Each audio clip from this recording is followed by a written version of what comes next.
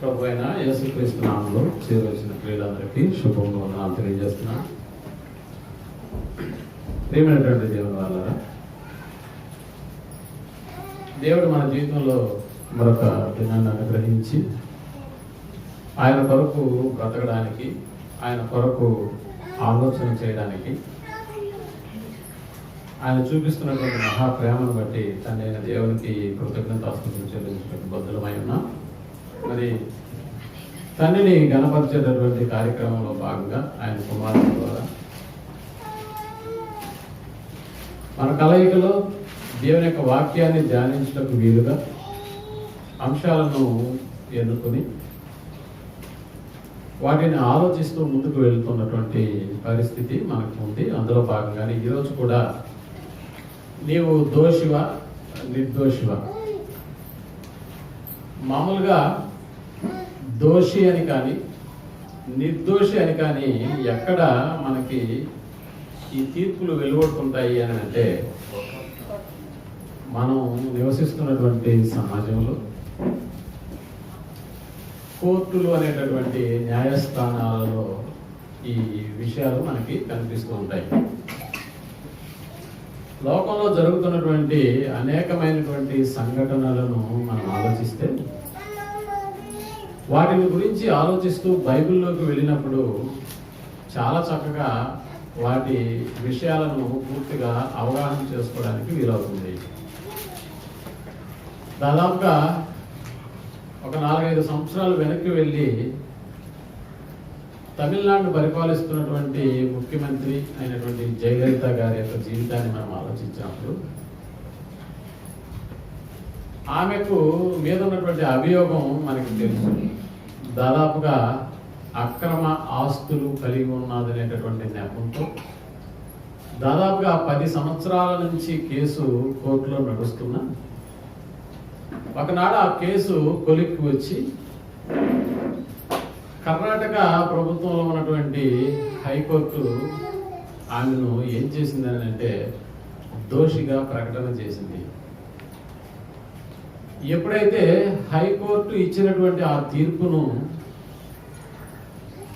దానిని సవాలు చేస్తూ సుప్రీంకోర్టుకు ఆమె మళ్ళా కేసును బదలాయించి సుప్రీంకోర్టు నుంచి తీర్పు ఇచ్చే వరకు హైకోర్టు ఇచ్చినటువంటి తీర్పులో ఏ అంశాలను వారు పేర్కొన్నారంటే, ఈమె నిజంగా అక్రమమైనటువంటి ఆస్తులు కలిగి ఉన్నారని, తద్వారా ఆమె ముఖ్యమంత్రిగా ఉండడానికి తగదని,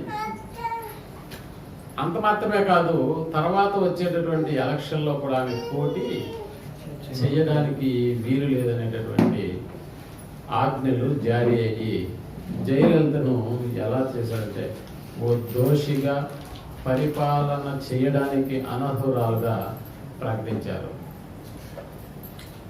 అందుకనే ఆ రోజు పరిపాలిస్తున్నటువంటి జయలలిత గారి యొక్క పరిపాలనలో ఇక తన రాజకీయ ప్రస్థానం ముగిసిపోతుందని, భవిష్యత్తు అంటూ ఉంటే మళ్ళా రాజకీయంగా తాను ఎదగలేనని, ఉన్న పరంగా తన యొక్క మంత్రివర్గంలో ఉన్నటువంటి ఒక వ్యక్తిని ముఖ్యమంత్రిగా ఎన్నుకోవడం జరిగింది. ఎప్పుడైతే ముఖ్యమంత్రిగా ఎన్నుకోవడం జరిగిందో ఆ వ్యక్తి ద్వారా పరిపాలన సాగిస్తున్నటువంటి సమయంలో సడన్ గా ఓ రోజు సుప్రీంకోర్టు యొక్క తీర్పు విడుదలైంది. ఏంటి ఆ తీర్పు అని అంటే, జయలలిత గారు నిర్దోషి. చూసారు? ఎప్పుడైతే నిర్దోషి అనేటటువంటి ఈ తీర్పు వెలువడిందో మరలా ఉన్న పరంగా ముఖ్యమంత్రిని మార్చేసి, మరలా వచ్చేటటువంటి ఎలక్షన్లో ఆమె పోటీ చేసి, మరలా ముఖ్యమంత్రి యొక్క పదవిని అధిరోహించినటువంటి పరిస్థితి మనకు తెలుసు. ఇవి సమాజంలో జరుగుతున్నటువంటిది. అయితే ప్రియమైనటువంటి వాళ్ళరా, ఈ చట్టాలను గురించి తెలిసినటువంటి వ్యక్తులను ఇదేంటండి, ఒక కోర్టు దోషి అని తీర్పు తీర్చినప్పుడు మరొక కోర్టు ఎందుకు నిర్దోషి అనేటటువంటి తీర్పు తీర్చింది అని విశ్లేషకులను అడిగితే వారు చెబుతున్నటువంటి సమాధానం ఏంటంటే, అవునండి,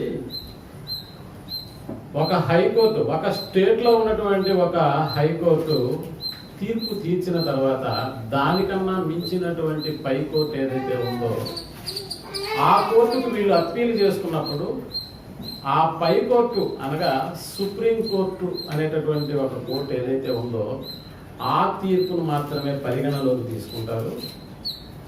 ఒకవేళ కింది కోర్టు ఆ వ్యక్తికి ఉరి శిక్ష విధించిన దానికన్నా ఉన్నతమైనటువంటి న్యాయస్థానం ఆ ఉరి శిక్షను అమలు చేయకూడదు అని తీర్పిచ్చినప్పుడు ఆ ఉరి శిక్ష కాస్త ఏమైపోతుందంట, రద్దయిపోతుంది. చూసారా? అంటే ఓ కింది కోర్టులో ఒక వ్యక్తిని కూర్చున్నటువంటి తీర్పు ఇతడు దోషి అని తీర్పు తీర్చిన దానికంటే ఉన్నతమైనటువంటి న్యాయస్థానం ఆమె దోషి కాదు నిర్దోషి అని తీర్పు తీర్చినప్పుడు నిర్దోషిగానే ఎంచబడుతుంది. చూసారా? ఏం చేస్తున్నారని అంటే సంపన్నులు ఒక కోర్టు కాకపోతే మరొక కోర్టుకి తమ కేసులను బదలాయిస్తూ ఎంతో డబ్బులను వెచ్చించి లాయర్లను కొని వీలుంటే న్యాయాధిపతులను కూడా కొని తీర్పులు తమకు అనుకూలంగా రప్పించుకున్నటువంటి దినాలు ఇవి. ప్రేమటువంటి వాళ్ళ అలాంటి కేసే జయలలిత గారి యొక్క కేసు. కింది కోర్టు దోషి అని తీర్పు తీర్చినప్పుడు పై కోర్టు ఆమెను నిర్దోషిగా తీర్పు తీర్చి విడుదల చేసింది. ప్రేమటువంటి వాళ్ళరా, ఇలాంటి స్థితులు మనకి అర్థం చేసుకున్నప్పుడు లోకంలో జరిగేటటువంటి కొన్ని తీర్పుల పరిస్థితులు మనం అర్థం చేసుకున్నప్పుడు కోర్టులే మనుషులను దోషులు అంటున్నాయి, అవే కోర్టులు అవే మనుషులను మరలా ఏమంటున్నాయని అంటే నిర్దోషులను కూడా ప్రకటిస్తున్నాయి. కానీ ఇక్కడ మనం ఆలోచించవలసింది ఏంటంటే డిస్ట్రిక్ట్ కోర్టులో ఇచ్చిన తీర్పు హైకోర్టు చలనివ్వకుండా చేసే పరిస్థితి ఉంటుంది. హైకోర్టు ఇచ్చిన తీర్పు సుప్రీంకోర్టు తీర్పును సవాలు చేస్తుంది. కానీ ఇక్కడ మనం ఆలోచించవలసింది సుప్రీంకోర్టు కన్నా మరొక కోర్టు ఉందన్న సంగతిని మనం జ్ఞాపకం చేసుకోవాలి. సుప్రీంకోర్టు కన్నా మించినటువంటి కోర్టు ఏదైనా ఉంది అని అంటే ప్రేమటువంటి వాళ్ళరా అది దేవుని కోర్టు. ఆ కోర్టులో ఏ వ్యక్తి అయినా దోషి అని తేలితే శిక్ష ఖరారైపోతుంది. ఆ కోర్టులో ఏ వ్యక్తి అయినా నిర్దోషి అని ఎంచబడితే ఆ కేసులు కాస్త మటుమాయమైపోతాయి. అంటే ఓ సుప్రీం కోర్టు కన్నా మించిన కోర్టు ఉందా? ఉంది. అందుకనే తండ్రి అయిన దేవునికి ఉన్నటువంటి పేరు న్యాయాధిపతి. ఇది ఎక్కడో ఆకాశంలో పరలోకంలో ఉన్నటువంటి తండ్రి అయిన దేవుడు మనలను గూర్చినటువంటి తీర్పును గూర్చి ఆయన ఆలోచిస్తుంటాడా? అవును. సర్వలోకానికి సర్వ సైన్యాధ్యక్షుడు మాత్రమే కాదు, సర్వలోకానికి సర్వ న్యాయాధిపతి కూడా ఆయనే. సుప్రీంకోర్టు కంటే అత్యున్నతమైనటువంటి స్థానంలో ఉంటూ అత్యున్నతమైనటువంటి న్యాయమూర్తిగా తండ్రి అయినటువంటి దేవుడు ఉంటున్నాడన్న సంగతి మనుష్య సమాజం మర్చిపోకూడదు. ఎప్పటికీ ఆయన దృష్టికి దోషి అని తీర్చబడినటువంటి వాడికి సమాజం శిక్ష విధించిన పడకుండా చూసుకునే బాధ్యత దేవునిది. ఆయన దృష్టికి వీడు నిర్దోషి అని తీర్పు తీర్చిన సమాజం వాడిని దోషి అని అన్నా నిర్దోషిగానే అతడు బయటకు వస్తాడే తప్ప దోషిగా ఎంత మాత్రం ఎంచబడతాడు.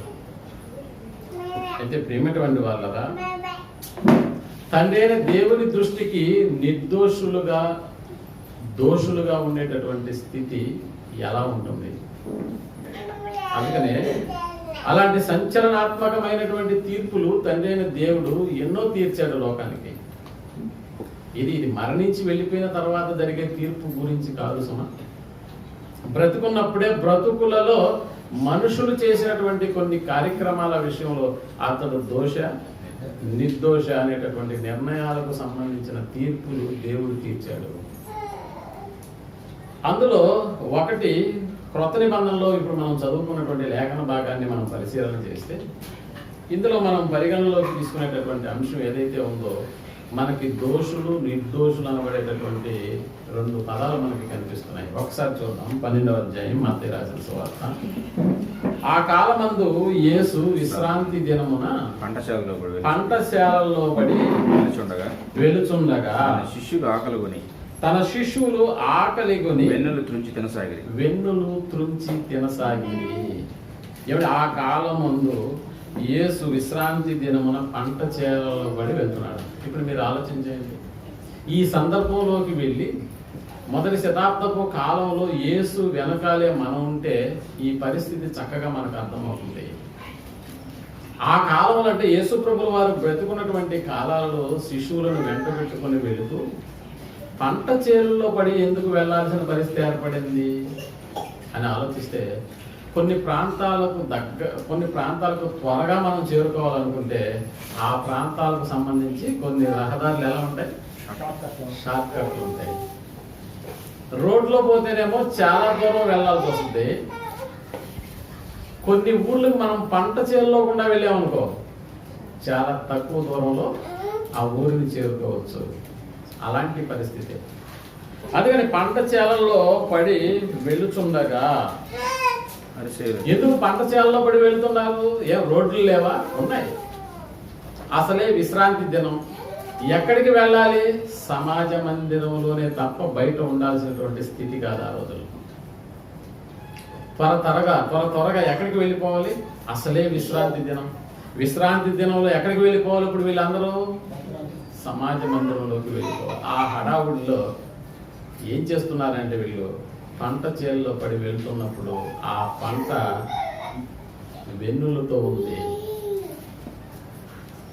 మనం ఆలోచించగలిగితే పాత నిబంధనలో కూడా తండ్రి అయిన దేవుడు పంట చేలల్లో పంటలు పండినటువంటి ఆ పొలాల గుండా ఒక వ్యక్తి వెళితే ఏం చేయొచ్చో ఏం చేయకూడదో కూడా దేవుడు రాయించాడు. ఒకసారి మనం ద్వితీయోపదేశకాండం 23వ అధ్యాయం 24, 25 వచనాలను మనం ఆలోచించగలిగితే, ద్వితీయోపదేశకాండం 23వ అధ్యాయం 24, 25 వచనాలను మనం ఆలోచిస్తే, నీవు నీ పొరుగు వారి ద్రాక్ష తోటకు వచ్చినప్పుడు నీ ఇష్ట ప్రకారం నీకు చాలినంత వరకు అంటే నువ్వు వెళ్ళే దారిలో నీ పొరుగు వాడి ద్రాక్ష తోట వచ్చిందనుకో, ఆ ద్రాక్ష తోట చుట్టూరు తిరిగి వెళ్ళడం నీకు ఒకవేళ లేట్ అవుతుంది అనుకుంటే, ద్రాక్ష తోటలో కూడా నువ్వు ప్రయాణం చేయవలసి వస్తే నీ ఇష్ట ప్రకారం నీకు చాలినంత వరకు, అదిగో నీ ఇష్ట ప్రకారం నీకు చాలినంత వరకు ద్రాక్ష పళ్ళు తినవచ్చు. కానీ ఏముందండి ఆజ్ఞ? తినొచ్చా? తినవచ్చు. కానీ నీ పాత్రలో వాటిని వేసుకొనకూడదు. చూసారా దేవుడు ఎంత అద్భుతంగా రాయించాడు. ఓ బస్తా తెచ్చుకున్నానండి, ఆ బస్తాలో ఈ ద్రాక్షగాలు వేసుకొని అవతలికి వెళ్ళిపోతే బాగుంటుంది కదా అనుకుంటే అది నేరం అవుతుంది. కానీ నువ్వు తినగలిగినన్ని మాత్రం తినేసి నువ్వు ఆ ద్రాక్ష తోటను దాటితే నువ్వు నిర్దోషి. అదే నీ దగ్గర ఉన్న పల్లెంలో దాన్ని వేసుకుంటే, నీ దగ్గర ఉన్న బస్తాలో వాటిని కొన్ని తుంచి వేసుకుని అవతలికి తీసుకెళ్ళిపోతాను, మా ఇంటికి తీసుకెళ్తానని అనుకుంటే దోషి. ఇంకా నీ పొరుగు వాని పంట చేనికి వచ్చినప్పుడు చేతిలో వెన్నులు తుంచుకోవచ్చు. నీ చేతితో ఏం తుంచుకోవచ్చు? వెన్నులు తుంచుకోవచ్చు. కానీ నీ పొరుగు వాని పంట చేని మీద పొడవలి వేయకూడదు. అంటే ఏం చేయకూడదు? కోసుకొని ఇంటికి తీసుకెళ్ళకూడదు. అది ఇక్కడ కాన్సెప్ట్. అంటే తుంచుకొని తినొచ్చా?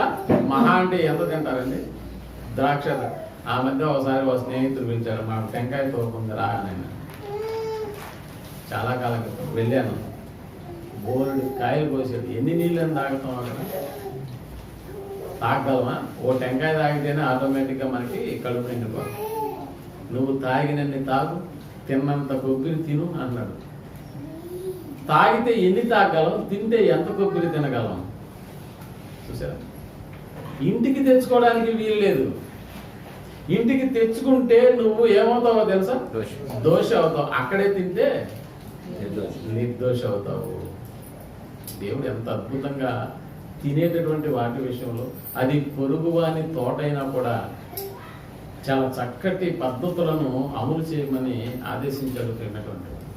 ఇప్పుడు మరలా మన లేఖన భాగంలోకి వచ్చేస్తే, పంట చేలో పడే శిశువులు ఏం చేస్తున్నారు? ఆ పంట చేల గుండా వెళుతానంటే వెన్నులు త్రుంచి తినసాగేది. ఇప్పుడు చూడండి, ధర్మశాస్త్ర ప్రకారం పంట చేలలో పడి వెళుతున్నప్పుడు పంట చేలో ఉన్నటువంటి వెన్నులు త్రుంచుకొని తినడం న్యాయమా అన్యాయమా?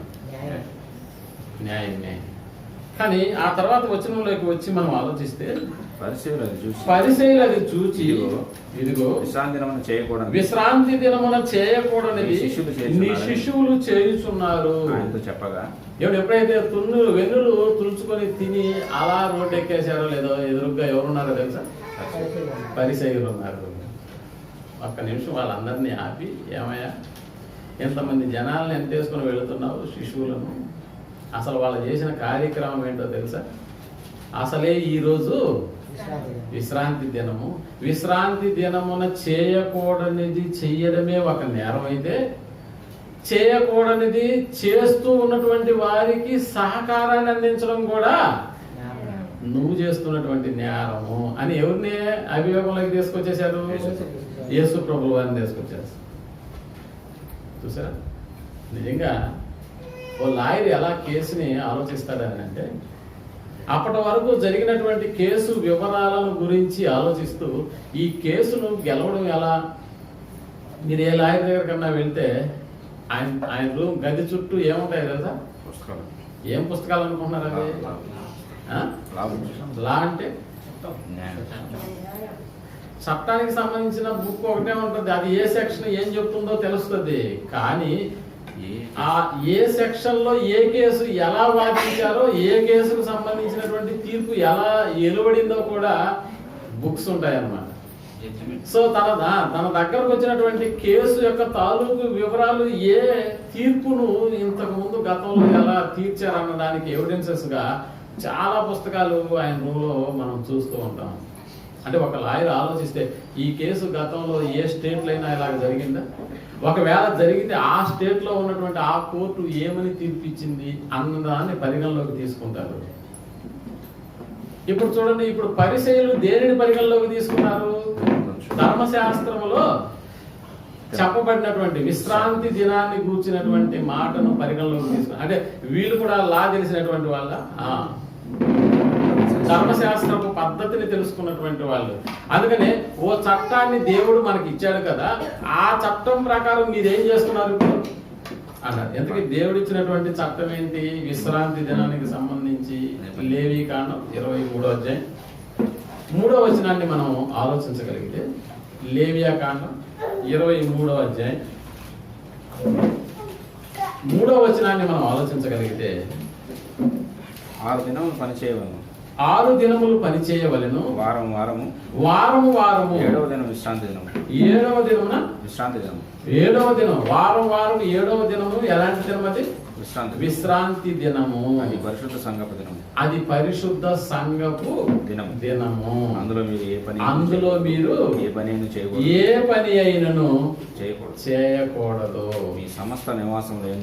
మీ సమస్త నివాసముల యందు అది యెహోవా నియమించిన విశ్రాంతి దినం. ఇప్పుడు చూసారా, ఎప్పుడైతే యేసు ప్రభువు వెన్నులు త్రుంచి ఇస్తూ తింటున్నారో, ఈ సంగతిని పసిగట్టినటువంటి పరిసయ్యులు ఏ లా గుర్తుకొచ్చింది వీళ్ళకి? ధర్మశాస్త్రంలో ఉన్నటువంటి ఒక లా గుర్తుకొచ్చేసింది.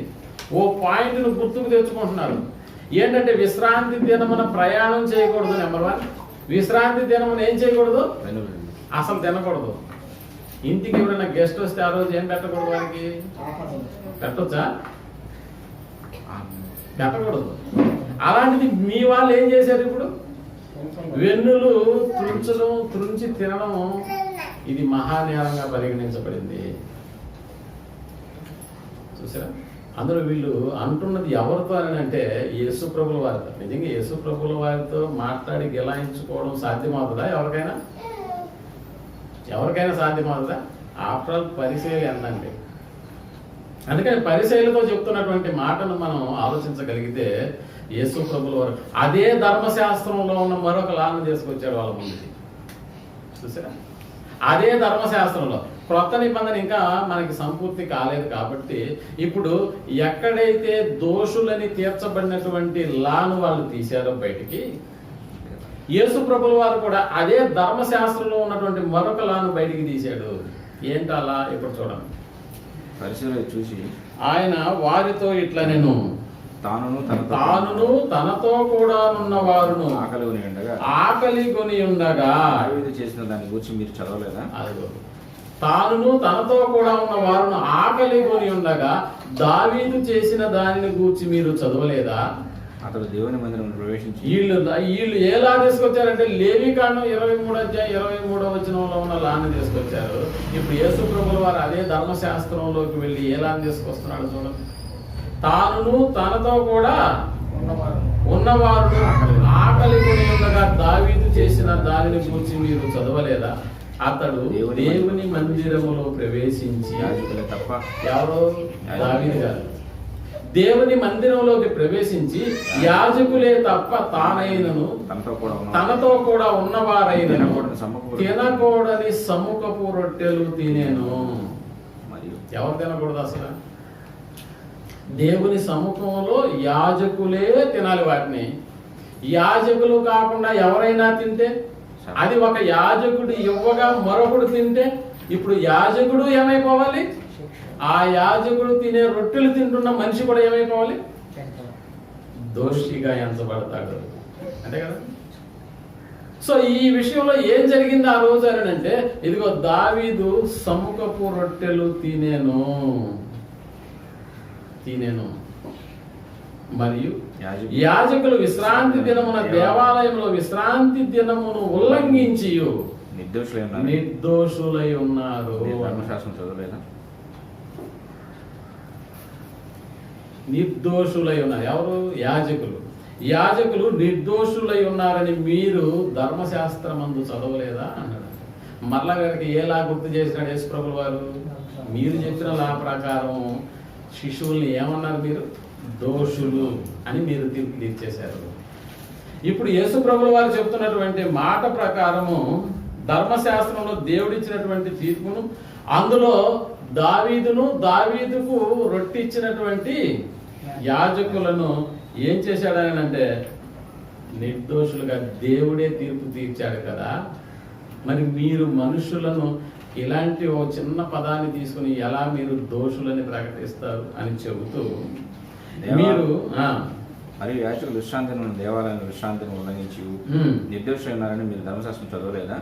దేవాలయం కంటే గొప్పవాడు ఇక్కడ ఉన్నాడని దేవాలయం కంటే గొప్పవాడు ఇక్కడ ఉన్నాడు అని మీతో చెప్పుచున్నాను. మరియు కనికరమనే కోరుచున్నాను కానీ బలిని నేను కోరను అను వాక్య భావము మీకు తెలిసి ఉంటే నిర్దోషులను దోషులు అని తీర్పు తీర్చక పోదురు. అసలు దేవుని యొక్క విషయంలోకి వెళ్ళి మీరు ఆలోచన చేస్తుంటే నిజంగా దోషులు అనబడేటటువంటి వారిని నిర్దోషులు అనేటటువంటి వారిని దోషులుగా తీర్పు తీర్చకూడదు అన్నాడు. అంటే దేవుడు ఏం కోరుకుంటున్నాడు మనుషుల నుంచి అని అంటే కనికరాన్ని కోరుకుంటున్నాడు. అంతేకాని వాళ్ళని చంపేయాలన్న ఆలోచన కాదు దేవునిది. నిజంగా కనికరాన్ని కోరుకున్నాడంటే దేవుడు ఓ పరిస్థితిలోకి మనుషుడు వెళ్ళినప్పుడు ఆ పరిస్థితి దేవునికి ప్రతికూలంగా ఉన్నప్పుడు ఆ వ్యక్తి ఆ పరిస్థితులకు లోనైనప్పుడు దేవుడు దేనిని పరిగణలోకి తీసుకుంటాడని అంటే అంతకు ముందు జరిగిన పరిస్థితులను పరిగణలోకి తీసుకుంటాడు అన్న సంగతి మనం అర్థం చేసుకోవాలి. మరి ఇక్కడ ఏ పరిగణలోకి తీసుకున్నాడు యేసు ప్రభుల వారి యొక్క ఆ విషయంలో దేవుడు దేన్ని పరిగణలోకి తీసుకున్నాడని అంటే ఇదిగో ఆ కాలమందు యేసు విశ్రాంతి దినమున పంట చేలలో పడి వెళుతుండగా అన్నప్పుడు ఎన్నో రాత్రులు పగళ్ళు యేసు ప్రభుల వారు తన పరిచర్యని ఎలా కొనసాగించాడో మనకు తెలుసు. ఖాళీ నడకనే కదా, ఖాళీ నడకనే. ఏ ఊరు వెళ్ళాలన్నా కూడా నడుచుకుంటూనే వెళ్ళాలి. ఏమండి, అప్పుడప్పుడు మీరు గమనిస్తే వాక్యం చెప్పేటటువంటి వారికి కానీ చెప్పేటటువంటి వారికి తోడుగా ఉన్నటువంటి వారికి కానీ ఈ రోజుల్లో కదా ఆ రోజుల్లో మనం ఇలా ఆలోచిస్తే ప్రతి పూట కూడా ఓ జక్కయ్య విందుకు పిలిచి పెట్టినట్టుగా ఉంటుందా? ఓ పరిచయుడు తన ఇంటికి యేసుప్రభుల వారిని ఆహ్వానించి ఇదిగో ఈ విందు నీకే అన్నట్లుగా ఉంటుందా ప్రతి పూట? అంటే కొన్ని రోజులు కొన్ని పూటలు ఏవి దొరకవు వీళ్ళకని అంటే తినడానికి ఆహారం కూడా ఉండదు. దొరికితే దొరికినంత ఉంటుంది, దొరకకపోతే ఏది దొరకనంత ఉంటుంది. అది పరిస్థితి ఆ రోజుల్లో ఉన్నటువంటి పరిస్థితి. చూసారా? ఆ రోజుల్లో యేసుప్రభుల వారు పంట చేలలో పడి వెళ్తున్నాడు అని అంటే దాదాపుగా ఎన్నో ఆకలి కొని అన్న పదాన్ని వాడాడని అంటే నిజంగా శిశువుల అన్నం తిని ఎన్ని పూటలైందో తెలియదు. అంతకు ముందు రాత్రి ఎక్కడున్నారో తెలియదు, అసలు తిన్నారో లేదో కూడా తెలియదు. ఈయనేమో సమాజ మందిరం అంటాడు, ఇదిగో త్వరగా వెళ్ళిపోవాలని అంటాడు, మాకంటే ముందుగా ఈయన నడుచుకుంటూ వెళ్ళిపోతున్నాడు. కానీ మన ఆకలి పరిస్థితి ఎవరు గమనిస్తున్నారు అన్న ఆలోచనతో ఎలాగూ చేతికి అందాయి కదా వెన్నులు తుంచి తినడం అనే కార్యక్రమంలోకి వాళ్ళు వెళ్ళిపోయారు. చూసారా? ఏమైనా వెన్నులు తుంచి తినడం అనేది ఏమన్నా పంచపక్ష పరమాణమా? కాదు కదా. అప్పుడప్పుడు చూడండి, మనకి బాగా ఆకలేసినప్పుడు మనం ఏం చేస్తామంటే ఏదో ఒకటి లేదా ఆ బఠానీలో ఆ గుగ్గుల్లో కొనుక్కొని తిని కాస్త ఊరట పొందుతామన్న ఆలోచన మనకి వస్తుంది కదా. అలాంటిది ఇది కూడా. వెన్నులు తురించి తినడం అని అంటే కడుపు నిండా భోజనం చేయడం వంటిది కాదు ప్రేమటువంటి వారు. అందుకని దేవుడు దేనిని పరిగణలోకి తీసుకుంటాడు? పరిస్థితుల వెనకాలకు వెళ్ళి ఆలోచన చేస్తాడు దేవుడు కూడా.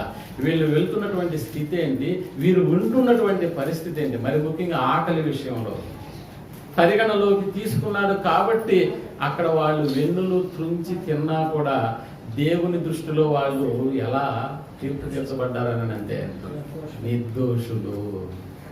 ఇకపోతే దావీదు గారి విషయానికి వెళ్ళి మళ్ళా మనం ఆలోచించగలిగితే దావీదు కూడా దేవాలయంలో యాజకులు తప్ప సామాన్యమైనటువంటి మనుషులు తినకూడనటువంటి రొట్టెలు తిన్నప్పుడు కూడా దావీదు ఎలా నిర్దోషిగా దేవుని ఎదుట తీర్చబడ్డాడని మనం వివరాల్లోకి వెళ్ళి ఆలోచించగలిగితే ఒకసారి ఆ సందర్భాన్ని మనం చదువుకున్నాం. సమూయేలు మొదటి గ్రంథం 21వ అధ్యాయం మొదటి వచనం నుంచి మనం ఆలోచించగలిగితే సమూయేలు మొదటి గ్రంథం 21వ అధ్యాయాన్ని మనం ఆలోచించగలిగితే మొదటి వచనం నుంచి దావీదు నోబోలు యాజకుడైనా నోబు అంటే యాజకులు నివసించేటటువంటి ఊరు. దావీదు నోబులో యాజకుడైనా, నోబులో అంటే ఊరు పేరు మీరు జ్ఞాపకం పెట్టుకోవాలి. నోబులో యాజకుడైన అహీమెలెకు నొద్దకు వచ్చెను. అహీమెలెకు ఎవరు? యాజకుడు. అయితే అహీమెలెకు దావీదు రాకకు భయపడి నీవు ఒంటరిగా వచ్చితివేమి అని అతనిని అడుగగా దావీదు ఇలా అంటున్నాడు, రాజు నాకు ఒక పని నిర్ణయించి నేను నీకు ఆజ్ఞాపించి పంపిన పని ఏదో అది ఎవరితోనైనను చెప్పవద్దు అని అన్నాడంట దావీదుతో. ఈ సంగతి ఎవరికి చెప్తున్నాడు? యాజకుడైన అహీమెలెకుకు చెప్తున్నాడు. ఇప్పుడు నేను వచ్చిన సంగతి నీతో కూడా చెప్పకూడదన్న సంగతిని రాజే నాకు చెప్పి పంపించాడు అన్నాడు. నేను నా పనివారిని ఒకానొక చోటికి వెళ్ళ నిర్ణయించి తిని. ఏ పని మీద? రాజు చెప్పిన పని మీద. నీ యొద్ద అది సరేలే, నేను వచ్చిన పని పక్కన పెట్టు కానీ ఇంతకీ నీ దగ్గర ఏముంది అని అడిగాడండి. నీ దగ్గర ఏముంది? అప్పుడప్పుడు కూడా అనుకుంటాం గబక్కన భోజనం చేసేసిన తర్వాత ఎవరైనా బంధువులు వచ్చారనుకోండి, నేరుగా ఎక్కడికి వెళ్తారు తెలుసా? కొంచెం చనువున్న బంధువులు అయితే వంట రూమ్లోకి వెళ్ళిపోతారు. ఏం కూర ఉండేవద్దునా అంటే వెళ్ళిపోతారు. కారణం ఏంటి? అక్కడ దాకా వెళ్ళిందంటే అర్థం ఏంటి? తాను ఇంకా ఏమీ తినలేదు, తినడానికి వచ్చానని. సో ఇప్పుడు దావీదు గారు అహీమెలెకు దగ్గరకు వచ్చి నేను వచ్చిన సంగతి పక్కన పెడదాము, అసలు నీ దగ్గర ఏముంది? 5 రొట్టెలు గాని మరేమియు గాని ఉండిన ఎడల అది నాకు ఇమ్ము అని యాజకుడైన అహీమెలెకుతో అనగా, యాజకుడు ఇదిగో 5 రొట్టెలు ఏమన్నా ఉన్నాయా? 5 రొట్టెలు ఏమన్నా ఉన్నాయా? సరే, అది కాకుండా ఇంకేమన్నా ఉన్నాయా? ఒకవేళ ఏదుంటే అది నాకు ఇవ్వమని యాజకుడైన అహీమెలెకుతో అనగా యాజకుడు చెప్తున్నాడు. యాజకుడు ఇప్పుడు చెప్తున్నాడు అహీమెలెకు, సాధారణమైన రొట్టె నా యొద్ద లేదు. సాధారణమైన రొట్టె అంటే అందరు తినేది లేదు. ఇప్పుడు నా దగ్గర ఏముంది? పనివారు స్త్రీలకు ఎడమగా ఉన్నవారంటే నా యొద్ద లేదు. పనివారు స్త్రీలకు ఎడముగానున్న వారైతే ప్రతిష్ఠితమైన రొట్టెలు కలవు అని దావీదుతో అన్నాడు. ప్రతిష్ఠితమైన రొట్టెలు ఉన్నాయి, అది నేను మాత్రమే తినాలి, నా దగ్గర అవి మాత్రమే ఉన్నాయన్నాడు. అందుకు దావీదు నిజముగా నేను బయలుదేరి వచ్చినప్పటి నుండి ఈ 3 దినములు స్త్రీలు మాకు దూరముగానే ఉన్నారు. పనివారి బట్టలు పవిత్రములే, ఒకవేళ మేము చేయు కార్యము అపవిత్రమైన ఎడలనేమి రాజాజ్ఞను బట్టి అది పవిత్రముగా ఎంచదగును అని యాజకునితో అనెను. అంతటా యెహోవా సన్నిధి నుండి తీసివేయబడిన సన్నిధి రొట్టెలు తప్ప అక్కడ వేరు రొట్టెలు లేకపోగా వెచ్చని రొట్టెలు వేయు దినమందు తీసివేయబడిన ప్రతిష్ఠితమైన రొట్టెలను యాజకుడు అతనికి ఇచ్చెను. ఇప్పుడు యాజకుడు ఏమైపోవాలి? యాజకుడు ద్వారా ఇవ్వబడిన రొట్టెలు తిన్నటువంటి దావీదు కూడా ఏమైపోవాలి? దోషులైపోవాలి, నిజంగా మరణం అవ్వాలి. అనేది ఏమన్నా జరిగిందా? జరగలేదు. ఈ సందర్భాన్ని తీసుకెళ్లి యేసు ప్రభుల వారు ఎవరితో చెప్తున్నాడు? పరిసయ్యులతో చెప్తున్నాడు. మరి ఎందుకు ఇక్కడ దావీదు గారు నిర్దోషిగా ఎంచబడ్డాడు, దోషి అని ఎంచబడకుండా? అప్పుడప్పుడు కూడా మన దగ్గరకు రొట్టె ద్రాక్షారసం కార్యక్రమంలో మన దగ్గరికి ఏమొస్తుంది? రొట్టె వస్తుంది కదా. సో రొట్టె తీసుకొని తింటున్నప్పుడు పక్కన పిల్లవాడు, అమ్మ నాకు కూడా కొంచెం పెట్టవా అని అడిగినప్పుడు, నువ్వు ఆగరా, నేను పెద్ద ముక్క దించుతాను, సగం నీకు ఇస్తాను, ఆగు అని అక్కడ చేరే తల్లి నీకు గోకింది అనుకోండి, చేయొచ్చా అన్నారు? ఓ పెద్ద ముక్క చుంచుకొని నీకు కొంచెం ఇస్తాను, నువ్వు ఏడవకుండా అలానే గమ్ముగా ఉండు అని చెప్పి సముదాయించి అలా పెద్ద ముక్క చుంచి సగం అందులో వాడికి ఇచ్చింది అనుకోండి, చేయొచ్చా? చేయకూడదు. మరి ఎప్పుడు చేయాలి ఆ పని? కార్యక్రమం అంతా అయిపోయిన తర్వాత ఒకవేళ రొట్టె మిగిలి ఉంటే అప్పుడు దానిని ఎవరైనా తినవచ్చు. ఎందుకు? అది ప్రభురాత్రి భోజన కార్యక్రమంలో అది రొట్టె, కానీ దాని వెనుకాల ఉన్నటువంటి భావం ఏంటో తెలుసా? యేసు ప్రభుల వారి యొక్క శరీరము. ఈ కార్యక్రమం అంతా అయిపోయిన తర్వాత అదేంటి? రొట్టె.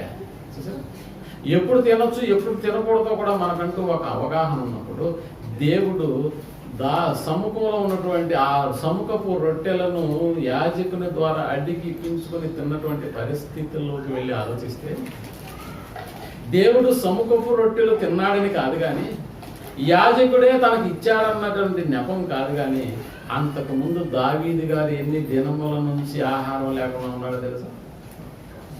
3 దినములు. అందుకని 3 దినములు అనే పదాన్ని వాడుతున్నారు చూడండి అక్కడ 5వ వచనం. అందుకు దావీదు నిజముగా నేను బయలుదేరి వచ్చినప్పటి నుంచి ఈ 3 దినములు స్త్రీలు మాకు దూరముగానే ఉన్నారు అని మాట్లాడతారు. అంటే మాకు వండి పెట్టే పరిస్థితులు కూడా లేవు. చూసారా? అంటే దేవుడు నువ్వు చేసేటటువంటి కార్యక్రమం వెనుకాల ఉన్నటువంటి పరిస్థితిని ఏం చేస్తాడంటే పరిగణలోకి తీసుకుంటాడు. ఆ రోజు శిశువులకు జరిగింది కూడా అదే. అందుకని వాళ్ళు దోషులుగా ఎంచబడక నిర్దోషులుగా ఎంచబడ్డారు. ఆ రోజు దావీదు కాలంలో దావీదు కూడా సముఖపు రొట్టెలు తిన్నాడని అంటే దాదాపుగా 3 దినాల నుంచి దావీదు గారికి ఏమి లేదు? ఆహారం లేదు. దేవుడు ఎలా విషయాలను పరిగణలోకి తీసుకుంటాడని అంటే, ఎలాంటి పరిస్థితుల మధ్య నువ్వు అలాంటి కార్యక్రమాన్ని జరిగించావన్న దాన్ని పరిగణలోకి తీసుకుంటాడు. అందుకని ప్రియమైనటువంటి వాళ్ళరా, పరిస్థితులు, ఆకలి, సమాజ మందిరమునకు వెళ్ళాలి అనేటటువంటి ఆ స్థితి, ఆ పరిస్థితులు ముఖ్యంగా యేసు ప్రభువు వారు భావించారు. కాబట్టి ఆ రోజు వాళ్ళు దోషులుగా కాకుండా నిర్దోషులుగా ఎంచబడినటువంటి స్థితి మనకు కనిపిస్తుంది. అప్పుడప్పుడు మనం కూడా తొందరపడి దోషిరా వీడు అనేటటువంటి స్థితి వస్తుంది. లేదు వీడు నిర్దోషి అనేటటువంటి స్థితి కూడా వస్తుంది. కానీ ఎప్పుడు కూడా మనం ఒక వ్యక్తిని గురించి దోషి అని కానీ, మరొక వ్యక్తిని గురించి అదే వ్యక్తిని గురించి నిర్దోషి అని కానీ తీర్పు తీర్చడానికి ఎంత మాత్రం వీలు లేదు. ఎందుకంటే మన కోణంలో మన ఆలోచనలను బట్టి అతడు చేస్తున్నటువంటి కార్యక్రమాలు ఒకవేళ అతన్ని దోషిగా నిలబెట్టినా తండ్రి అయిన దేవుని దృష్టిలో అతను ఒకవేళ నిర్దోషి అయిపోతే, అందుకని ప్రియమైనటువంటి వాళ్ళరా దేవుని దృష్టికి మాత్రం ఎల్లప్పుడూ మనం ఎలా కనిపించాలని అంటే లోకం దృష్టికి దోషులుగా కనిపించినా పర్వాలేదు, కానీ దేవుని దృష్టికి మాత్రం ఎలా కనిపించాలి? నిర్దోషులుగానే కనిపించాలి, నిర్దోషులుగానే కనిపించాలి. లోకం దృష్టికి దోషిగా నువ్వు కనిపించినా పర్లేదు, ఒకవేళ ఆ దోషిని బట్టి దేవుడు లోకం ఉన్నటువంటి చట్టాలు నీకు శిక్ష విధించినా ఆ శిక్ష నుంచి కూడా దేవుడు తప్పించడానికి సన్నద్ధుడవుతాడు. ఎప్పుడు అలా విసుగు తీసుకుంటాడు దేవుడు? ఆయన దృష్టికి నువ్వు నిర్దోషిగా ఉన్నప్పుడు మాత్రమే. లోకం దృష్టికి నువ్వు దోషివే, లోకం దృష్టికి నువ్వు దోషివే. లోకపు చట్టాలు, లోకపు కోర్టులు నీకు శిక్ష అమలు చేయడానికి ఇష్టపడినా కూడా ఆ శిక్షల నుంచి కూడా దేవుడు నిన్ను ఏం చేస్తాడని అంటే ఆయన దృష్టికి నువ్వు నిర్దోషివిగా కనబడుతున్నావు. కాబట్టి లోకం నిన్ను దోషి అని గుర్తించిన ఆయన దృష్టికి నిర్దోషిగా ఉన్నప్పుడు లోకపు చట్టాలు కూడా ఏమీ చెయ్యవు. అంటే దేవుడు ప్రతి దాన్ని పరిగణలోకి తీసుకుంటాడా? అవును, తీసుకుంటాడని దావీదు గారే చెబుతున్నాడు. ఒకసారి సమూయేలు మొదటి గ్రంథంలోని 24వ అధ్యాయం 15వ వచనాన్ని మనం ఆలోచించగలిగితే, 24వ అధ్యాయం 15వ వచనాన్ని మనం ఆలోచించగలిగితే, యెహోవా నీకును నాకును మధ్య న్యాయాధిపతి అయి. ఎవరు మాట్లాడు? దావీదు గారు సౌలుతో మాట్లాడుతున్నటువంటి సందర్భం. సౌలు అయినటువంటి నిన్ను దేవుడు నా చేతికి అప్పగించినా నేను నిన్ను ఏం చేయలేదు, ఆ గుహలో చంపక నీ వస్త్రపు చెంగును మాత్రమే కోసి వచ్చేసాను. అందుకని బయటకు వచ్చి చెప్తున్నటువంటి మాట, యెహోవా నీకును నాకును మధ్య న్యాయాధిపతి అయి తీర్పు తీర్చునుగాక అన్నదండి. అంటే మనుషుల మధ్య జోక్యాన్ని కలిగించుకుంటాడా దేవుడు? మనుషుల మధ్య వివాదం వచ్చినప్పుడు దేవుడే జోక్యాన్ని కలిగించుకొని తీర్పులు తీరుస్తాడా? అప్పుడప్పుడు చూడండి, అన్యాయం జరిగినటువంటి ఆ వ్యక్తి కేసుని ఎవరికి అప్పచెప్తాడో తెలుసా? పైన దేవుడే ఉన్నాడు, ఆయనే చూస్తున్నాడు నువ్వు చేసే కార్యక్రమాలన్నీ, ఆయనే నీకు శిక్ష విధిస్తాడు అనేటటువంటి మాటలు మనం వింటూ ఉంటాం. దావీదు కూడా అదే మాట చెప్తున్నాడు. ప్రేమటువంటి వాళ్ళ యెహోవా నీకును నాకును మధ్య న్యాయాధిపతి తీర్పు తీర్చునుగాక, ఆయనే సంగతి విచారించి నా పక్షమున వాచ్యమాడి నీ వశము కాకుండా నన్ను నిర్దోషినిగా తీర్చునుగాక, నన్ను నిర్దోషినిగా తీర్చునుగాక. అంటే ఓ నిర్దోషత్వం అనేటటువంటి కార్యక్రమము ఎవరి ద్వారా జరగాలి మనకని అంటే దేవుని ద్వారా. ఆయన న్యాయాధిపతి, ఆయన న్యాయాధిపతి. ప్రేమటువంటి వాళ్ళ ఆయన దృష్టికి ప్రతి మనుషుడు ఎలా కనిపించాలి అంటే నిర్దోషిగా కనిపించాలి. ఒకవేళ లోకం దృష్టిలో నువ్వు దోషివై ఉండొచ్చు, కానీ నువ్వు దోషివైనంత మాత్రాన శిక్ష నీకు అమలవుతున్నానని అంటే లేదు. ఎందుకంటే దేవుని దృష్టికి నువ్వు నిర్దోషివి కాబట్టి. అసలు చరిత్రలో సందర్భాన్ని రాసినప్పుడు ఎన్నోసార్లు దీని గురించి మనం చదువుకున్నాం, కానీ ఈ కోణంలోకి వెళ్ళి ఆలోచిస్తే నిజంగా ఓ దానియేలు గారి జీవితం అద్భుతంగా దేవుడు ఎలా కాపాడాడో మనకు అర్థమవుతుంటే, లోకపు చట్టాలను గురించి ఎదిరించినటువంటి పరిస్థితి ఓ దానియేలు గారు నెబుకద్నెజరు కాలంలో జీవిస్తున్నటువంటి ఆ దినాలలోకి వెళ్ళి ఆలోచిస్తే, దానియేలు గారికి ఉన్నటువంటి ఓ మంచి అలవాటు ఏంటో తెలుసా? ఎక్కడ కూర్చొని తన ఇంటిలో కిటికీని ఓపెన్ చేసి యెరూషలేము వైపు తన కిటికీని ఉంచుకొని రోజుకి ఎన్నిసార్లు ప్రార్థన చేస్తాడో తెలుసా?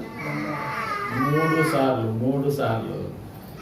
రోజు రాత్రి పూట కుటుంబంగా కూర్చొని ప్రార్థన చేసుకోవడమే మన జీవితంలో అరుదు. అంతేనా? రోజు జరుగుతుందా? రోజు జరిగే కొన్ని కుటుంబాలు ఉన్నాయి, నేను కాదంటలేదు. జరగని కుటుంబాల పరిస్థితి ఏంటి? కానీ మీరు ఆలోచించండి, ఓ దానియేలు గారి జీవితంలో రోజుకి 3 సార్లని మాట్లాడుతున్నాడు అని అంటే 3 పూట్ల తినడం లాంటిది కాదు ప్రేమటువంటి వాళ్ళ దానియేలు జీవితం. 3 పూట్ల తినకపోయినా 3 పూట్ల ఏం చేస్తున్నాడు? ప్రార్థన చేస్తున్నాడు. అందుకని అపవాది ఆలోచన చేశాడు, ఈ ప్రార్థనను ఎలా మాన్పించాలి? దానియేలు ప్రార్థన చేయకూడదు. మరి ముఖ్యంగా యెరూషలేము గోడల వైపు తన కిటికీని ఓపెన్ చేసి అస్సలు చేయకూడదు. అందుకని దానియేలుని ఎంత శోధించినా కూడా దానియేలు అపవాదికి లొంగలేదు, ప్రార్థన చేయడం మానలేదు. చూసారా? అందుకని ఇప్పుడు ఓ మాస్టర్ ప్లాన్ వేసేసింది. ఏంటి మాస్టర్ ప్లాన్ అంటే పరిపాలనా దక్షతలోనే ఆజ్ఞలను జారీ చేసింది. ఎవడైనా ఏ విన్నపనైనా ఎవరితో ఇప్పుడు మొరపెట్టుకోవాలి? రాజుతోనే మొరపెట్టుకోవాలి. ఏ విన్నపాన్నైనా రాజుతోనే, రాజు సముఖంలోనే మొరపెట్టుకోవాలి తప్ప. అంటే నువ్వు ప్రార్థన చేస్తే ఎవరికి చేయాలి? రాజుకే చేయాలి. మరి దానియేలు పరిస్థితి ఎవరికి చేసుకుంటున్నాడు? దేవుని. ఎన్నిసార్లు చేసుకుంటున్నాడు? 3 సార్లు. మనం ఒకసారి చేయడమే గగనం మనది.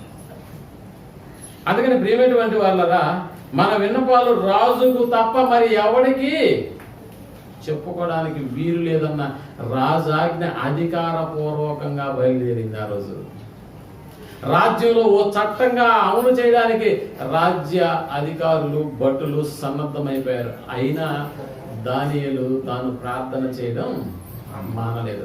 తన విన్నపాలను ఎవరికి చెప్పుకోవాలని అంటే ప్రేమటువంటి వాళ్ళు, అది దేవునికి తప్ప మరొకటి దగ్గర నేను చెప్పుకోవడానికి వీలు లేదు.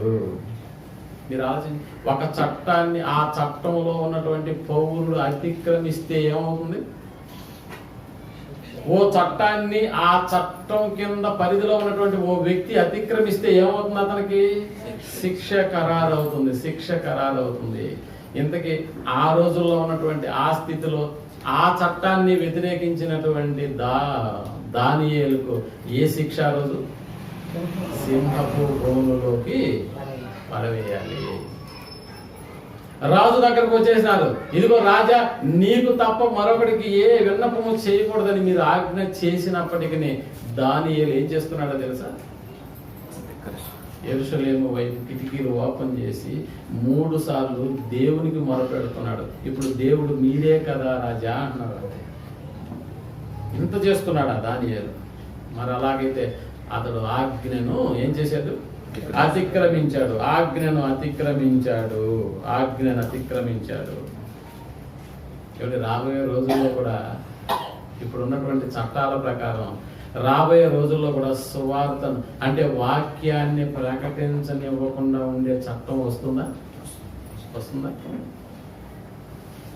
రాదా? ఇప్పుడు వాక్యాన్ని ప్రకటించేటటువంటి చట్టం ఇక ప్రకటించకూడదన్న ఒక నిర్ణయానికి ఇండియన్ గవర్నమెంట్ వచ్చేసింది అనుకోండి, ఏం చేయాలి? ఇప్పుడు క్రైస్తవులు ఏం చేయాలండి? ప్రకటించకుండా మానేద్దామా?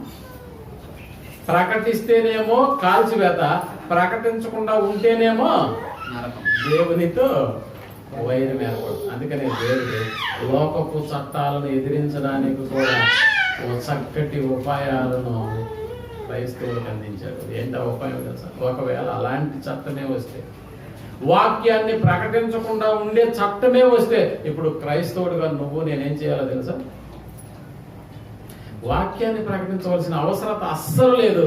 కానీ వాక్యం ప్రకారం ప్రవర్తించేటటువంటి స్థితిని మాత్రం మనం అందరం కలిగి ఉండొచ్చా? ఇప్పుడు ప్రకటించాలా, ప్రవర్తించాలా? అంటే నువ్వు వాక్యం ప్రకారం ప్రవర్తించినా కూడా అది ప్రకటించినట్టేనా? ఖచ్చితంగా. చూసారా? ఇలాంటి మెలకువలు మనకి చక్కగా అర్థం చేసుకో. లోకపు చట్టాలు ఎన్నొచ్చినా కూడా వాక్యాన్ని ప్రకటించనివ్వకుండా చేస్తుందేమో, కానీ వాక్యం ప్రకారం ప్రవర్తించకుండా మాత్రం ఏ చట్టం నిన్ను ఆపలేదు. ఏంటండి వీళ్ళు ఎంత చట్టాలు ఎదురైనా కూడా ఏంటి వీళ్ళలో ఉన్నటువంటి స్థితి ఏంటి, వీళ్ళలో వచ్చే మార్పు ఏంటి అని మన ప్రవర్తనను బట్టి ఎదుటివాడు మారేటటువంటి ఒక స్థితి మన ద్వారా లోకానికి తెలియరావాలి. కానీ ఆ రోజు దానియేలు విషయంలో జరిగింది ఏంటి అని అంటే, ఇదిగో వాక్యం ప్రకారం కాదు, కానీ తాను చేస్తున్నటువంటి దైనందిన కార్యక్రమాలను ఏదో ఓ చట్టం వచ్చింది, దాని ప్రకారం నేను రాజుకే మరపెట్టుకోవాలన్న ఆలోచన దానియేలు దగ్గర అయితే లేదు. ఎందుకు? నన్ను ఈ లోకపు చట్టం నన్ను దోషిగా ఎంచిన పరలోకంలో ఉన్న తండ్రి అయినటువంటి దేవుడు సర్వ సైన్యాధ్యక్షుడుగా సర్వ లోక న్యాయాధిపతిగా ఆయన దృష్టిలో నేను ఎవరిని? నిర్దోషిని. అందుకని రాజా నువ్వు భయపడవలసినటువంటి అవసరత లేదు అని చెబుతూ చూడండి. అసలు ఆ రోజు జరిగినటువంటి సన్నివేశంలో దానియేలు గ్రంథం 6వ అధ్యాయం 21, 22 వచనాలను మనం ఆలోచిస్తే, ఏ మనుషుల ద్వారానైతే ఆ శిక్షను అమలు చేయడానికి రాజు ఇష్టపడ్డాడో, ఇదిగో ఒకవైపు దానియేలును సింహాలు తినివేసి ఉంటాయన్న ఆలోచన రాత్రంతా నిద్ర పట్టక, అయ్యో మంచివాడైన దానియేలును సింహపు గుహలోకి అందుకు దాని తెల్లారు వచ్చాడు. 5 వచనం ఉంటుంది 20. అతడు గుహ దగ్గరకు రాగానే, అతడంటే దానియేలుకు రాజు. అతడు గుహ దగ్గరకు రాగానే ఒక్క స్వరముతో దానియేలును పిలిచి, జీవము గల దేవుని సేవకుడవైన దానియేలు అన్నాడా? నిత్యము నీవు సేవించుచున్న నీ దేవుడే నిన్ను రక్షింపగలిగాడా? నిత్యము నీవు సేవించుచున్న నీ దేవుడు నిన్ను రక్షింపగలిగనా అని అతనిని అడిగాను. అందుకు దానియేలు, రాజు చిరకాలము జీవించుగాక. ఈయన వాయిస్ ఎక్కడి నుంచి, ఆయన వాయిస్ ఎక్కడి నుంచి? గుహ యువతలేనా? రాత్రంతా గుహలో సింహముల మధ్య ఆయన. మీరు ఆలోచించండి. గుహ యువతలేమో రాజున్నాడు, గుహ లోపల రాత్రంతా గడిపి దానియేలు కనిపిస్తున్నాడు. అందుకనే చెప్తున్నాడు, రాజు చిరకాలము జీవించుగాక. అంత శిక్ష అమలు చేసిన రాజును కూడా ఇప్పుడు దానియేలు ఏం సంబోధిస్తున్నాడు? రాజు చిరంజీవి గాక అన్నాడు. అంటే చిరకాలం ఇంకా బతకాలి అన్నాడు. రాజు చిరకాలము జీవించును గాక. నేను నా దేవుని దృష్టికి నిర్దోషినిగా కనబడితిని. నా దేవుని దృష్టికి నేను ఎలా కనిపించాను? నిర్దోషినిగా కనిపించాను. నా దేవుని దృష్టికి నిర్దోషినిగా నేను కనబడితిని. కనుక ఆయన తన దూతను నంపించి సింహములు నాకు ఏ హానియు చేయకుండా వాటి నోళ్లు మూయించెను. రాజా, నేను నీ దృష్టికి నేరము చేసిన వాడును కాను కదా నేను. చూసారా? నీ దృష్టికి, చట్టం దృష్టికి దానియేలు ఎవరు? నేరస్తుడు. దేవుని దృష్టికి దానియేలు ఎవరు? నిర్దోషి. ఏమిటి దేవుని దృష్టికి నిర్దోషి అనడానికి ఇక్కడ మనకు ఉన్నటువంటి రుజువు ఏంటో తెలుసా? దానియేలుని ఏ సింహం కూడా ముట్టుకోలేదు. ఎంతకంటే రుజువు ఏం కావాలి చెప్పండి? దానియేలు నిర్దోషి అని చెప్పడానికి ఒక్క సింహము కూడా దానియేలుకు రాత్రంతా కాపలా కాసిందే కానీ తినడానికి ఇష్టపడలేదు. ఎప్పుడు కూడా ప్రేమటువంటి వాళ్ళు దేవుని దృష్టికి నిర్దోషులుగా కనిపించాలి. లోకపు దృష్టిలో నువ్వు దోషువైనా పర్లేదు, కానీ దేవుని దృష్టికి మాత్రం ఎలా ఉండాలి? నిర్దోషులుగా ఉండాలి. అప్పుడు కారణాలను వెతికి తీసినప్పుడు ఏం జరిగింది అని అంటే, ఇదిగో ఎవరైతే తనకు హాని చేయ తలపెట్టారో వారిని తీసుకెళ్లి ఎక్కడేమన్నాడు? అదే గుహలో తోడుకొని వచ్చి సింహ గుహలో పడద్రోసిది. వారిని, వారి కుమారులను, వారి భార్యలను పడద్రోసిది. వారు ఆ గుహ అడుగునకు రాకమునుపే సింహముల పాలయిరి. సింహములు వారి ఎముకలను సహితము పగుల గొరికి పొడి చేసెను. వారెవరు దేవుని దృష్టికి? దోషులు. చూసారా? ఒక మనిషి దేవుని దృష్టికి ఎప్పుడు కూడా నిర్దోషిగా కనపడాలి. నిర్దోషిగా కనపడాలి. దావీదు దేవుని దృష్టికి నిర్దోషిగా కనపడ్డాడు కాబట్టి లోకపు చట్టాల యొక్క పరిధిలో ఉన్న ఏ శిక్షను కూడా ఆయన భరించడానికి వీలు లేకుండా చేశాడు. మన రక్షకుడైనటువంటి యేసు ప్రభుల వారి జీవితాన్ని మనం ఆలోచిస్తే, యేసు ప్రభుల వారి జీవితాన్ని గురించి పేతురు గారు రాస్తూ చూడండి, 1 పేతురు పత్రిక 2వ అధ్యాయం 23వ వచనాన్ని మనం ఆలోచన చేస్తే 1 పేతురు 2వ అధ్యాయం 23వ వచనాన్ని మనం పరిగణలోకి తీసుకుంటే యేసు ప్రభుల వారి ఆయన దూషింపబడి మొదలు దూషింపలేదు. ఏమండి, ఆయన్ను దూషించినటువంటి వాళ్ళన ఎందుకంటే వీడు అక్కడ నన్ను తిట్టాడు, వీడు అక్కడ నన్ను కొట్టాడు అని ఏమన్నా ఆర్గ్యూ చేశాడా యేసు ప్రభుల వారు? చేశాడండి. లోకపు చట్టాల వివరాలలోకి వెళితే వాటిని తారుమారు చేసే పరిస్థితి కూడా ఉంటుందా? ఉంటుంది. అందుకని ఆయన దూషింపబడి బదులు దూషింపలేదు, ఆయన శ్రమ పెట్టబడి బెదిరింపక న్యాయముగా, చూసారా ఏ పదాన్ని మాట, న్యాయముగా తీర్పు తీర్చు దేవునికి తన్ను తాను ఎవరికి అప్పగించుకున్నాడంట? ఎలా? దేవుడు ఎవరు? న్యాయముగా తీర్పు తీర్చు దేవునికి అన్నాడండి. న్యాయముగా తీర్పు తీర్చు దేవునికి. న్యాయముగా. ఈ లోకంలో అన్యాయం జరుగుతుందని తెలుసా? తెలుసు. అన్యాయం జరుగుతుందని తెలుసు.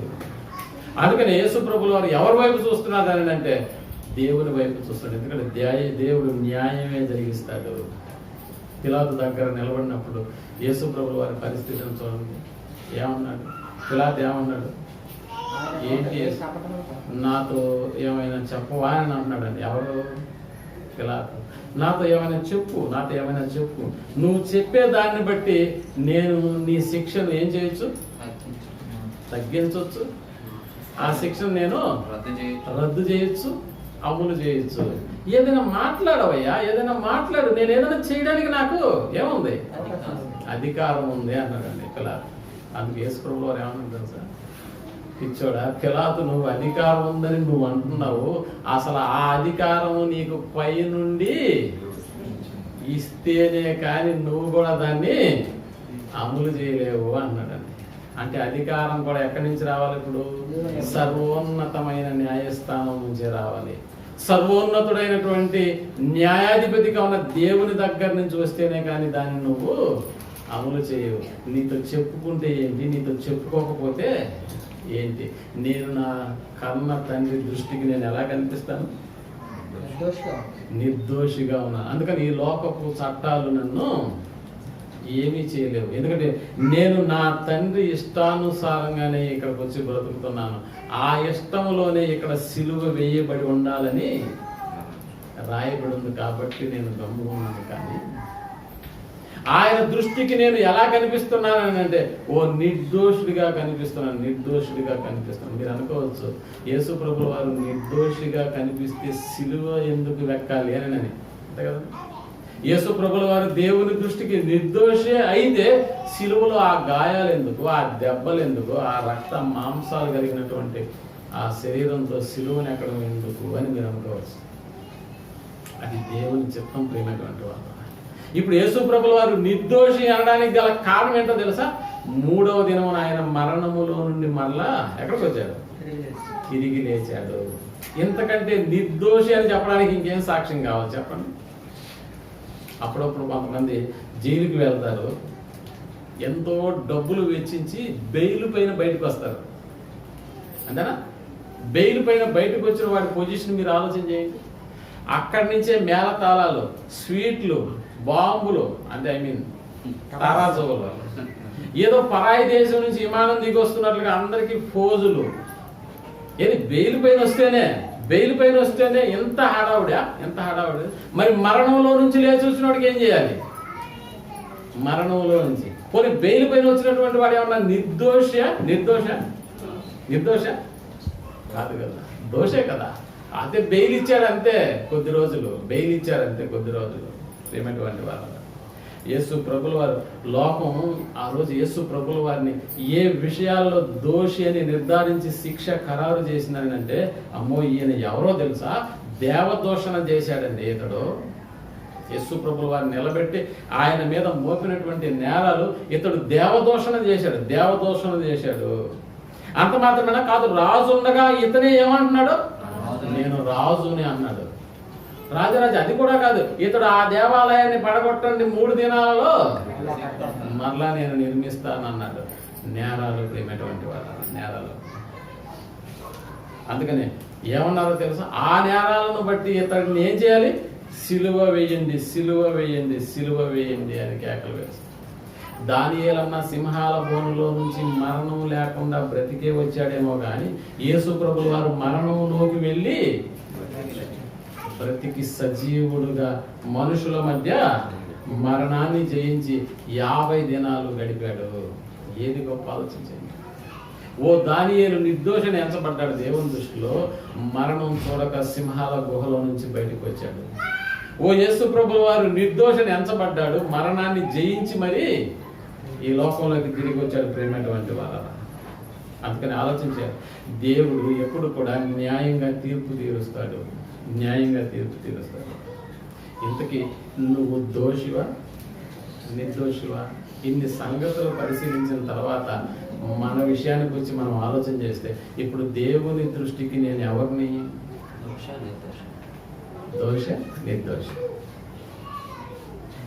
దోష అయితే ఎలా ఉంటాడు, నిర్దోష అయితే ఎలా ఉంటాడో ఒక్కసారి యెహెజ్కేలు గ్రంథంలోకి వెళ్ళి మనం ఆలోచన. యెహెజ్కేలు గ్రంథం 18వ అధ్యాయం 9వ వచనాన్ని మనం ఆలోచించగలిగితే, యెహెజ్కేలు గ్రంథం 18వ అధ్యాయం 9వ వచనాన్ని మనం ఆలోచించగలిగితే, 18వ అధ్యాయం 9వ వచనాన్ని మనం యథార్థపరుడై యథార్థపరుడై నా కట్టడలను గైకొనుచు. అదిగో 18వ అధ్యాయం 9వ వచనాన్ని మనం చదువుతున్నాం. యథార్థపరుడై నా కట్టడలను గైకొనుచు, నా కట్టడలను గైకొనుచు, నా విధులను అనుసరించి నా విధులను అనుసరించుచుండిన ఎడల వాడే నిర్దోషియగును. ఎవరంట దోషి? ఎవరు? నిర్దోషి ఎవరు? నీకు అర్థం అవ్వాలి. ఎవరు దోషి? యథార్థపరుడు కాకుండా, దేవుని కట్టడలను గైకొనకుండా, దేవుని విధులను అనుసరించకుండా ఉండినటువంటి వాడు దోషి. ఇప్పుడు ఆపోజిట్ లోకి వెళ్ళిపోదాం. దోషి ఎవరు అని అంటే ఇదిగో ఈ కారణాలను బట్టి దోషి. నిర్దోషి ఎవరు అని అంటే యథార్థవంతుడుగా ఉండాలి, నా కట్టడలను గైకొనాలి, నా విధులను అనుసరించి నడుచుకునేటటువంటి వాడే నిర్దోషి. నిజముగా వాడు బ్రతుకును. ఇదే ప్రభువైన యెహోవా వాక్కు అన్నాడు. ఇప్పుడు ఆలోచించు, దోషి ఎవరో నీకు అర్థమైపోయింది, నిర్దోషి ఎవరో నీకు అర్థమైపోయింది. దోషి అయినటువంటి వాడు లోక చట్టాల ప్రకారంగా ఒకవేళ దోషి అయినా కూడా దేవుని దృష్టికి నిర్దోషిగా ఉండేవాడు నిజముగా బ్రతుకును, నిజముగా బ్రతుకును. లోకం యొక్క స్థితిని గురించి కూడా చెబుతూ సామెతల గ్రంథం 17వ అధ్యాయం 15వ వచనాన్ని మనం ఆలోచించగలిగితే, సామెతల గ్రంథం 17వ అధ్యాయం, సామెతలు 17వ అధ్యాయం 15వ వచనాన్ని మనం ఆలోచించగలిగితే, నీతిమంతులు దోషులను తీర్పు ఇచ్చేవాడు. నీతిమంతులను అంతేనా? 17వ అధ్యాయం 15వ వచనాన్ని మనం చాలా దుష్టులు నిర్దోషులని తీర్పు తీర్చువాడు. దుష్టులు నిర్దోషులని తీర్పు తీర్చువాడు. వీడు దుష్టుడండి, కానీ ఆ దుష్టుని వీడు ఏం తీర్పు తీరుస్తున్నాడంట? నిర్దోషి అని తీర్పు తీరుస్తున్నాడంట. నీతిమంతులు దోషులు అని తీర్పు తీరుస్తున్నాడంట. ఒక వర్గమేమో దుష్టులను నిర్దోషి అని, మరొక వర్గమేమో నీతిమంతులను దోషులని తీర్పు తీర్చువాడు. వీళ్ళిద్దరూ దేవుని దృష్టికి ఎవరు? యెహోవాకు హేయులు. వాళ్ళు ఇష్టమైనటువంటి వాళ్ళు కాదు. ఎందుకు? దోషిని నిర్దోషిగాను, నిర్దోషులను దోషులుగాను వీళ్ళు ఏం చేస్తున్నారు? తీర్పు తీరుస్తున్నారు. ఏమిటువంటి వాళ్ళరా, లోకం దృష్టికి నీవు నిర్దోషిగా కనపడవచ్చేమో, కానీ దేవుని దృష్టికి దోషిగా కనిపిస్తే మాత్రం మన తరపున వాదించడానికి ఏ లాయర్ అన్నా వస్తాడా? ముందుకి వస్తాడా? రాడు. అసలు దేవుని సంకల్పంలో మనం ఎవరము అని మనం అనుకుంటే, ఎఫెసీయులకు రాసిన పత్రిక 1వ అధ్యాయం 6వ వచనంలో దేవుని సంకల్పంలోనే ఈ చిన్న పదాన్ని యాడ్ చేసి మరి మన గురించి రాసి పంపించాడు దేవుడు. ఎట్లనగా తన ప్రియని యందు మనకు అనుగ్రహించిన కృపా మహిమకు కీర్తి కలుగుటకై ఏం చేశాడంట? తన చిత్త ప్రకారమైన తన చిత్త ప్రకారమైన దయా సంకల్పము చొప్పున యేసుక్రీస్తు ద్వారా తనకు కుమారునిగా స్వీకరించుటకై మనలను ముందుగా తన కోసము నిర్ణయించుకొని మనము తన ఎదుట అనగా దేవుని ఎదుట పరిశుద్ధులమును నిర్దోషులమునై ఉండాలి అంటాడండి. ఎలా ఉండాలంటే దేవుని ఎదుట పరిశుద్ధులమును నిర్దోషులమునై ఉండాలి. నిర్దోషులమునై ఉండవలెను. ఇంకా చూడండి, పౌలు గారు ఫిలిప్పీ సంఘానికి రాస్తూ 1వ అధ్యాయం 11వ వచనాన్ని మనం ఆలోచించగలిగితే, పౌలు గారు ఫిలిప్పీ సంఘానికి రాస్తూ 1వ అధ్యాయం 11వ వచనాన్ని మనం ఆలోచిస్తే, మీ ప్రేమ తెలివితోను సకల విధములైన అనుభవ జ్ఞానముతోను కూడినదై అంతకంతకు అభివృద్ధి పొందవలననియు ఇందువలన దేవునికి మహిమయు స్తోత్రమును కలుగునట్లు మీరు యేసు క్రీస్తు వలనైన నీతి ఫలములతో నిండుకొనిన వారై క్రీస్తు దినమునకు ఎలా ఉండాలని నిష్కపటులను నిర్దోషులను కావాలనని ప్రార్థించుచున్నాను. నిర్దోషులు కావాలనని ప్రార్థించుచున్నాను. ఎవడైతే దేవుని దృష్టికి యథార్థంగా ప్రవర్తించడో, ఆయన ఆజ్ఞలను గైకొనక, ఆయన కట్టడలను అనుసరించక నడుచుకునేటటువంటి వాడు దేవుని దృష్టికి దోషి. వాటికి వ్యతిరేకంగా జరిగించేటటువంటి వాడు దేవుని దృష్టికి నిర్దోషి. ఇప్పుడు ఆలోచించే, దేవుని కట్టడలు ఒకవైపు ఉన్నాయి, అపవాది ఆలోచనలు మరొక వైపు ఉన్నాయి. ఎటువైపు నీ పయనం? దేవుని దృష్టికి దోషిగా కనపడతావా? దేవుని దృష్టికి నిర్దోషిగా ఎంచబడతావా? నిర్దోషిగా ఎంచబడినటువంటి వాడు, దేవుని దృష్టికి నిర్దోషిగా ఎంచబడిన వాడు ధన్యుడు అని ఉన్నది. 2 ప్రశ్నలే, 2 క్వశ్చన్ మార్కులే. ఆ రెండింటి మధ్య నువ్వు నేనున్నా. ఒక్కసారి ఆలోచించాయి. దేవుని దృష్టికి నీతిపరుడుగా ఉండి యథార్థతను అనుసరించి దేవుని ఆజ్ఞలను గైకొనేటటువంటి స్థితిలోకి మన జీవితాలు వెళ్ళగలిగితే దేవుని దృష్టికి మనం నిర్దోషులము. అలా చేయనాడు దేవుని దృష్టికి మనం దోషులము. దోషులకు శిక్ష ఖరారవుతుంది. ఏంటా శిక్ష? నిత్య నరకం, ఆరని అగ్ని ప్రేమైనటువంటి వాళ్ళు.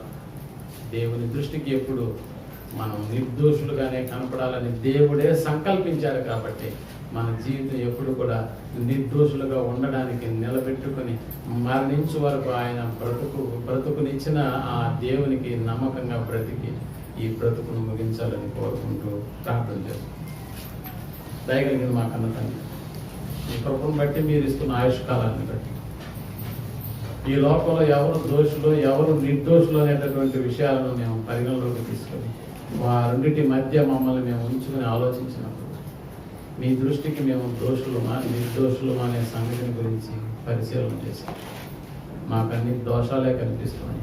అయినా మీరు అవకాశం ఇస్తున్నారు. 2020 సంవత్సరంలో కరోనా మా జీవితాలను ముగించి వేయకుండా కరోనాని పోనిచ్చారు, మమ్మల్ని మాత్రం మిగలనిచ్చారు. కారణం మేము నీ దృష్టికి నిర్దోషులంగా కనపడాలనేటటువంటి మీ ఆలోచన ప్రకారం మా జీవితాలను మేము కొనసాగించుకునేటటువంటి స్థితిని మాకు కలుగజేస్తున్నందుకే మీ వందనాలు. విన్నటువంటి వాక్యాన్ని మా హృదయాల్లో బదిలిపరుచుకొని అలాగూ ప్రవర్తించేటటువంటి భాగ్యాన్ని నాకును మాకును అందరికీ మీరు దయచేయాలని కోరుకుంటున్నాను. ఈ ప్రార్థనను మా రక్షకులను మీ ప్రియకుమారైనటువంటి యేసు ప్రభువు వారి నామములో వేడుకుంటున్నాము తండ్రి.